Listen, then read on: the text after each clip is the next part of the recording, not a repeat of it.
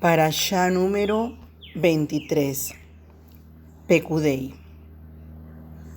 La encontramos en Éxodo Shemot, capítulo 38, verso 21 al capítulo 40, verso 38.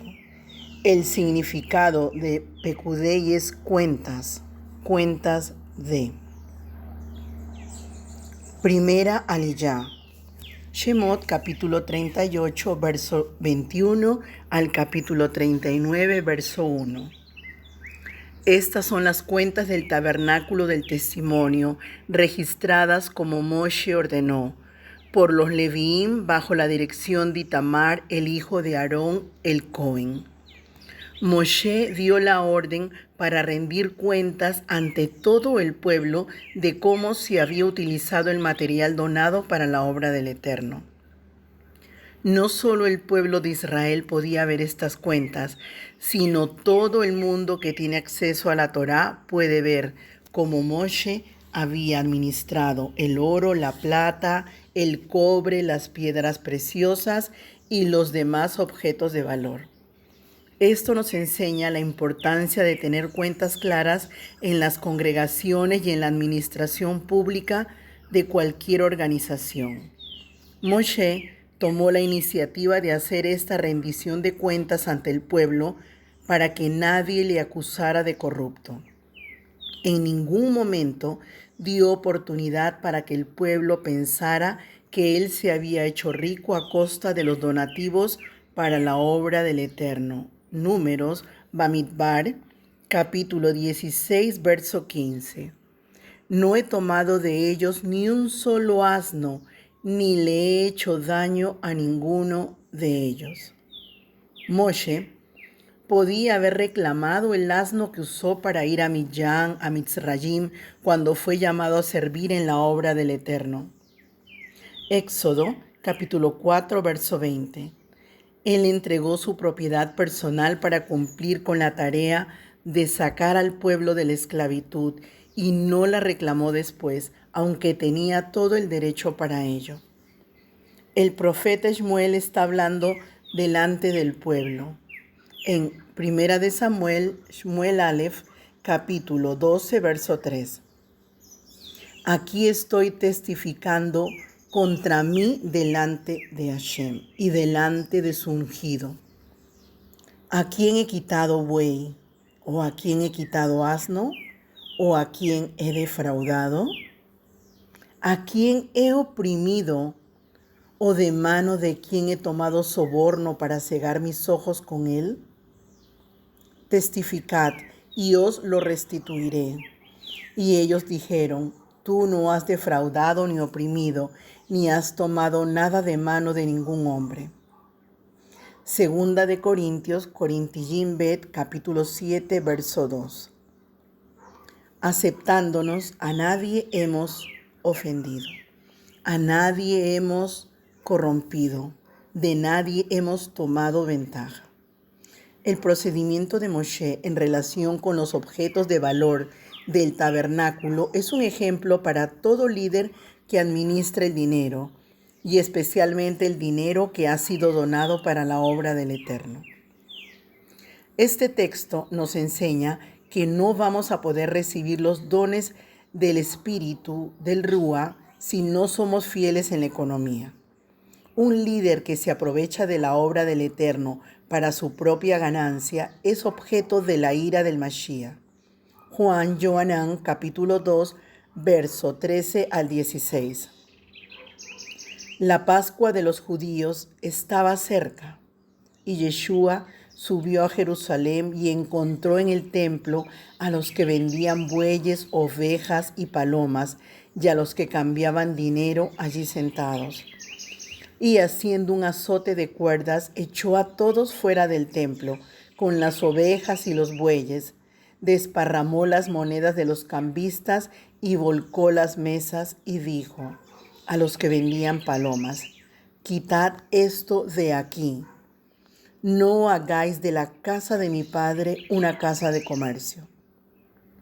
La ira del Mashiach no fue contra personas sinceras que querían ofrecer al pueblo la posibilidad de comprar su animal para el sacrificio que no había podido traer de lejos o cambiar sus monedas. Su ira, que venía del Padre, fue por otras cosas principales, principalmente tres. En lugar de quedarse fuera por respeto al santuario, parece que habían entrado en el área del templo. En lugar de ofrecer precios normales, los subían y así abusaban de los adoradores que venían para ofrendar al Eterno. Y tercero, en lugar de servir al pueblo con amor, se aprovechaban para enriquecerse económicamente de la obra del Eterno. El último punto es la razón de mayor ira del Mashiach. Ay de aquellos líderes que ven la obra del Eterno como un medio de ganancia económica personal. Hechos, Masé, capítulo 8, verso 20. Entonces Kefa le dijo: que tu plata perezca contigo porque pensaste que podías obtener el don de Dios con dinero. Ay de aquellos líderes que sacan el dinero de un pueblo necesitado para vivir bien a costa de los demás. Primera de Timoteo, Salef, capítulo 6, verso 5. Hombres de mente depravada, que están privados de la verdad, que suponen que la piedad es un medio de ganancia. Y Primera de Pedro, Kefa Aleph, capítulo 5, versículo 1 al 2. Por tanto, a los ancianos entre vosotros exhorto yo, anciano como ellos y testigo de los padecimientos del Mashiach, y también participante de la gloria que ha de ser revelada. Pastoread el rebaño de Dios entre vosotros, velando por él, no por obligación, sino voluntariamente, como quiere Yud-Hei Bat-Hei, no por la avaricia del dinero, sino con sincero deseo. Es cierto que el que predica las buenas nuevas debe vivir de ello. Primera de Corintios, Corintillín Aleph, capítulo 9, verso 14. Así también ordenó el Señor que los que proclaman las buenas nuevas vivan de las buenas nuevas. Si una congregación ama al Eterno y por lo tanto ama la Torá, está valorando el trabajo del que enseña y predica de manera que lo pone como la máxima prioridad en la comunidad. Shemot, capítulo 38, verso 24. El total del oro empleado para la obra en toda la obra del santuario, es decir, el oro de la ofrenda mecida, fue de 29 talentos y 730 siclos, según el ciclo del santuario. El oro es símbolo de la divinidad, y esta divinidad tiene la máxima expresión en el santuario que ha de descender del cielo, la nueva Jerusalén.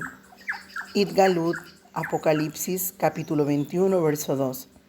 Y a la santa ciudad, la nueva Yeshuralajim, la vi descender del cielo de parte de Yud-Hei Bat-Hei, preparada como una novia adornada para su esposo. Revelación, Apocalipsis, capítulo 21, verso 10 al 12. Me llevó en el espíritu sobre un monte grande y alto, y me mostró la santa ciudad de Jerusalén, que descendía del cielo de parte de Yud-Hei Bat-Hei. Tenía la gloria de Elohim, y su resplandor era semejante a la piedra más preciosa, como piedra de jaspe, resplandeciente como cristal. Tenía un muro grande y alto, tenía 12 puertas, y a las puertas había 12 mensajeros, y nombres escritos que son los nombres de las 12 tribus de los hijos de Israel. Y Galut, Apocalipsis, capítulo 21, verso 18. El material del muro era jaspe, y la ciudad era de oro puro, semejante al vidrio limpio. Shemot, capítulo 38, verso 25 y 26. Y la plata de los que fueron contados de la congregación fue 100 talentos y 1,775 siclos, según el ciclo del santuario, una beca por cabeza, o sea, medio ciclo. Según el ciclo del santuario, por cada uno de los que fueron contados de 20 años arriba, por cada una de las 603.550. La mitad de 603.550 son 301.775. Así que hubo en total 301.775 ciclos de plata. Cada talento contiene 3.000 ciclos. Los 100 talentos corresponden a 300.000 ciclos. Sobran 1.775 ciclos. El talento normal equivale a 60 mané. El mané equivale a 25 ciclos. Según Rashi, el maní utilizado para el santuario era el doble que el mané normal, así que el talento en hebreo kikar, del cual se habla aquí, corresponde a 120 mané, igual a 25 ciclos por 120 mané, da 3.000 ciclos. Una beca por cabeza. En hebreo dice beca la gulgolet, la palabra cabeza. Shemot, capítulo 38, verso 29. Y el bronce de la ofrenda mecida fue 70 talentos y 2.400 ciclos. Si el ciclo pesa 17 gramos, llegamos a la siguiente conclusión.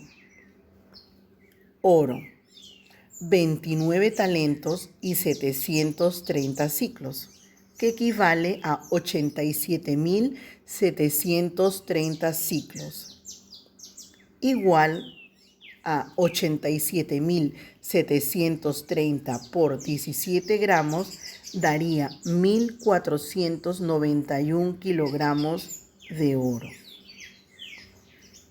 En lo que se refiere a la plata, 100 talentos y 1.775 ciclos equivale a 301.775 ciclos, igual a 301.775 por 17 gramos, nos darían un total de 5.130 kilogramos de plata.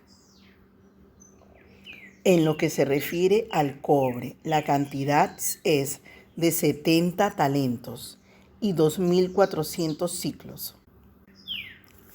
Entonces sería 212.400 ciclos,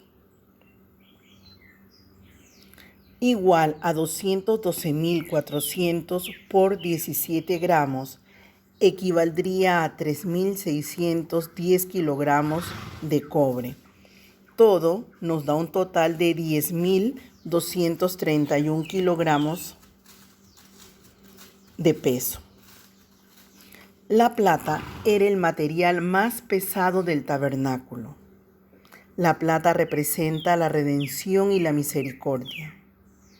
Es interesante destacar que el cobre o bronce tenía menos peso que la plata.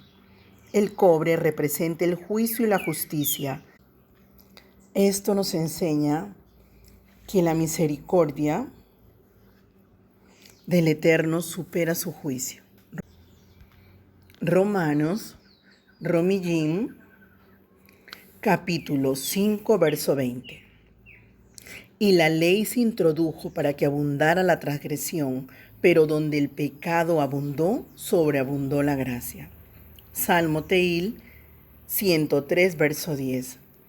No nos ha tratado según nuestros pecados, ni nos ha pagado conforme a nuestras iniquidades. Y Tito, capítulo 3, verso 5. Él nos salvó no por obras de justicia que nosotros hubiéramos hecho, sino conforme a su misericordia, por medio del lavamiento, regeneración y la renovación por el Espíritu de Santidad. Estos dos materiales, la plata y el cobre, son el fundamento del tabernáculo. En la tienda de reunión hay 100 basas de plata que hablan de la misericordia del Eterno, y en las 60 basas de los pilares del atrio hay cobre que hablan de la justicia del Eterno. Las 4 columnas que sostienen el velo entre el lugar santo y el lugar santísimo fueron cubiertas de oro y sus basas eran de plata.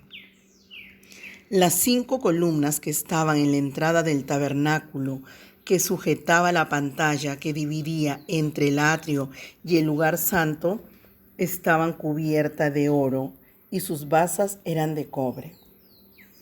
El fundamento del atrio era de cobre. El fundamento del lugar santo era de cobre y plata, y el fundamento del lugar santísimo era de plata. En los pilares del atrio, que estaban hechos de cobre, también había elementos de plata. Esto nos habla de que el Eterno muestra su misericordia en medio del juicio. Shemot, capítulo 39, verso 1. Además de la lana azul, lana púrpura y lana carmesí, hicieron vestiduras finamente tejidas para ministrar en el lugar santo y también hicieron las vestiduras sagradas para Aarón, tal como Hashem había mandado a Moshe. No solo debemos ser fieles con las cosas de mayor valor, sino con aquellas que no pudieran tener tanto valor. En otras palabras, no solo debemos dar cuenta por las finanzas, sino también por todos los recursos que han sido puestos en nuestras manos.